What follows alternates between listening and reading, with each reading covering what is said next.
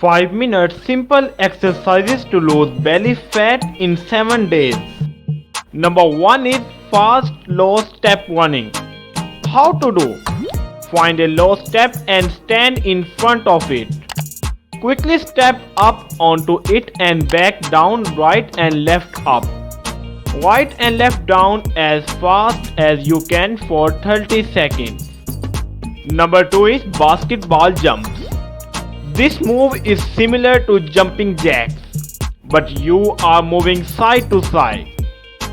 Take a long low step to the right, bend through the legs, step the left foot in and spring off both feet to shoot your basketball. Repeat on the other side, alternating between both sides for 30 seconds. Number 3 is fast feet shuffle. This agility move is great for sculpting inner and outer thighs. Starting with your right foot, 1-3 steps sideways to the right. The last step of your right foot should stick as you drop your weight into the dead leg and then push off and step out with your left. Think of rhythm with this one. The timing should feel like 1 2 drop and push 1. 2 drop and push. Number 4 is jumping jacks.